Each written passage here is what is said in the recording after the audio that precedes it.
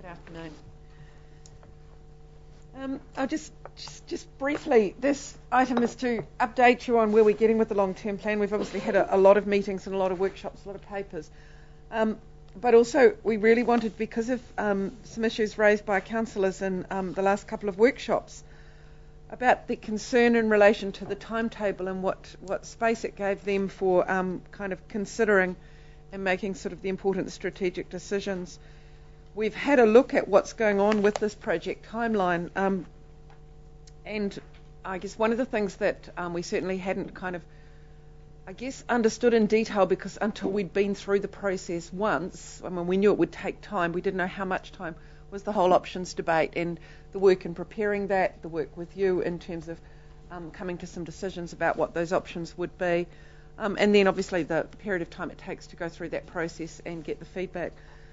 So that's obviously added more time into that, well, it's a whole new phase, if you like, in the LTP that I think initially we hadn't understood would take quite so long, and now we've been through this process once, you know, it's kind of like one of those things, all right, now we know how long it takes, you know, you can factor that in.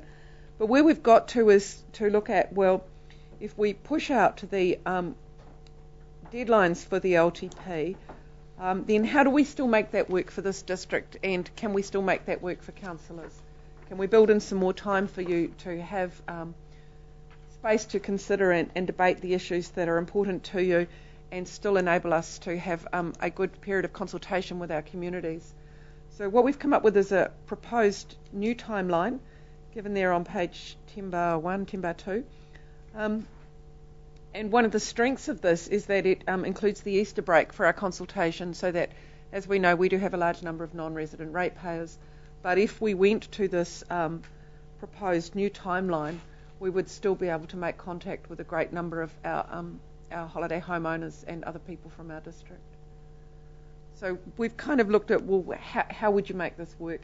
How do we kind of make this work for you?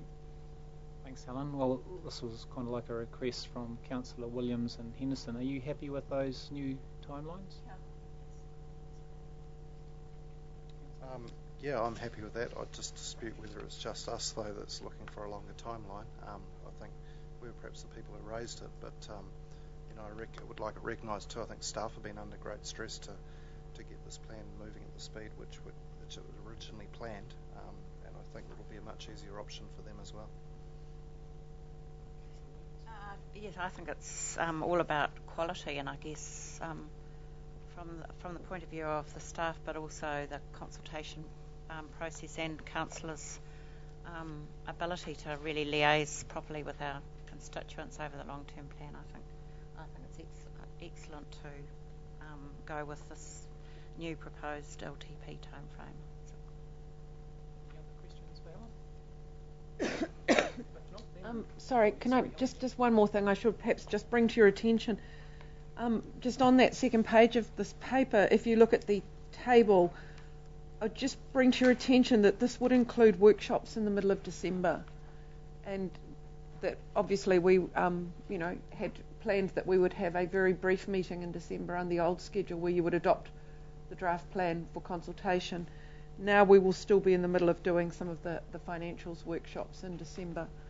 And so I'm just mindful that that may have impacts on some of you with some of your other professional lives.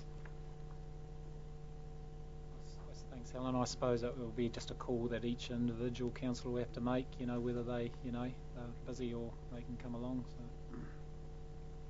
Okay, the suggested resolution adopts the revised timetable for the development of the long-term plan 2012 to 2022. Can I have a mover and a seconder, please? Thanks, Councillor Williams and Councillor Crate. All those in favour? Aye. Thank you. Okay, item number 11, the Taupo District Treasury Report for the 30th of June 2011. So we've got Jeanette or Alan speaking to this.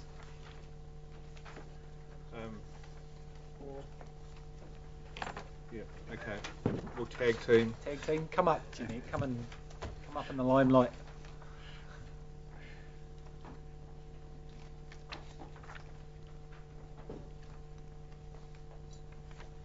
And we are only too happy to answer any questions. Is there any questions for Alan or Jeanette? It was sent out as a separate document with the annual report. If you can't find it, it's not in the annual report. It's a separate 3-page document. Any questions?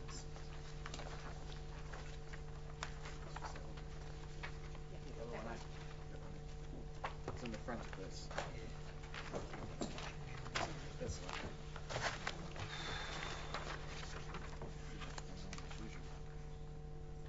We'll just give them a couple of minutes to redigest. You familiar with it?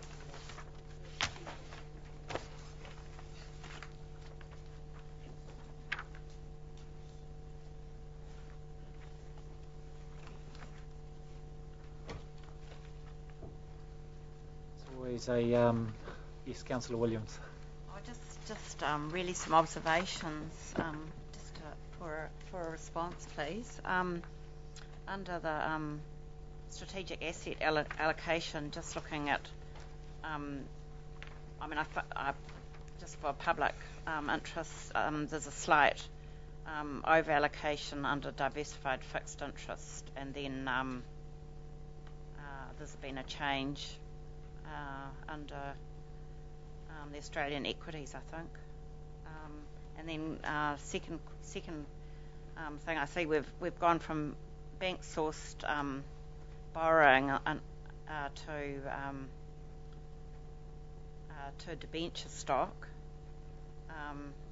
But I struggle with the borrowing figures because, as I understand it, during the election time, the campaign period, we were told that we had total borrowings in the region of 80 million, and now it's 180, but we're showing 150 here, so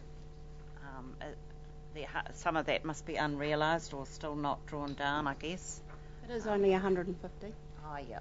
So the liability, I suppose some of the liabilities relating to is still work in progress, I guess, in that 177 odd. The 177 that is the expected loan book at 30 June 2012, and this is reporting at 30 June 2011.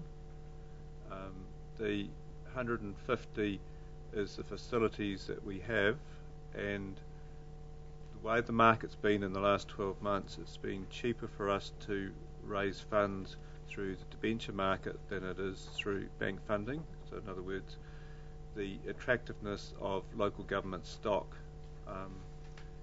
has been such that the banks haven't been prepared to meet that pricing facility. Our third tool in the toolbox will be when we have the new local government funding tool, and here again it'll just be playing one off against the other. As far as the strategic asset allocation is concerned, the market's been such that it's been prudent to be overweight in diversified fixed interest and be underweight in equities, and hence we have 78% in diversified fixed interest, which is 3% outside the strategic allocation of 75% maximum. And the third question, the ratio of gross external debt to equity, 13%. I just wondered what was it? What has it been in previous years? Sorry, I don't have that information at my disposal at this particular point in time.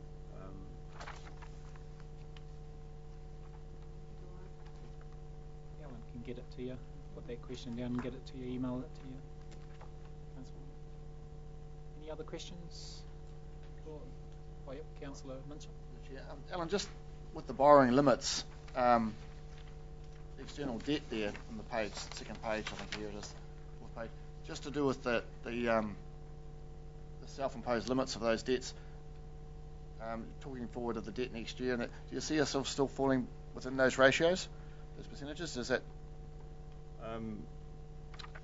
that's something that Council will need to consider as part of its long-term plan, as far as its revenue and funding policies and its treasury management policy, just to what extent will it put a ceiling on the loan book?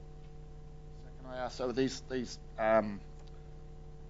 first one, 10% of total operating income, was that set by a previous council? I'm just not sure, obviously, where that... Yeah, it's set in the annual plan. If you refer to your annual plan documents, those ratios are actually in the annual plan. So for the 11-12 year, those ratios are in there, and that's what we report against. If you wanted to change that, then you change it in the long-term plan, the ratio, is that correct? Yeah. Any other questions for Jeanette Leon? Okay, no. The suggested resolution is that the Taupo District Treasury Report for June 2011 be received. I have a mover and a seconder. Thank you, Councillor Truman and Councillor Kipper. All those in favour? Aye. Passed. Okay, on to item number 12. And we have the adoption of the 2010-11 annual report, which was your a separate volume there. And we also have, before Kirsten or Jeanette speak on it, we've got a change of resolution, is that right? Yes, just on the summary part of the report. Just on the summary. So I also have handed out to you all the 3-page changes. When the report was sent to you, we audit had not finished their review, and so since then there have been some changes that have come through. Most of them are very minor and are more formatting and explanation than changing any financial results.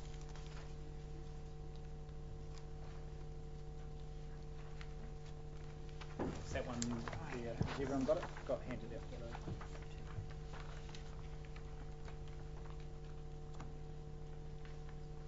Councillor Johnson? Why have you gone with change from Mayor Cooper to the Deputy Mayor? Is there a rationale behind that? It has to be signed today, and Rick's not here. I've got a nice pile there to sign at the end of the meeting. I can change it to Councillor Johnson if you'd like.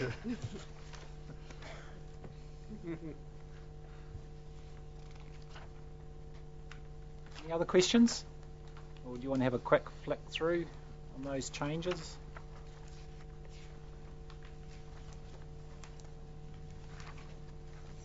I guess it's just a question of whether there's any large material effects, because we haven't. No, I think that's what Jeanette's alluded to. There's the there's changes not. aren't financially; they're just more wording. Would that be correct? Yeah, wording, or in one case in the asset in note 12 we'd misclassified assets between valuation and cost, but it doesn't change the overall value of the assets.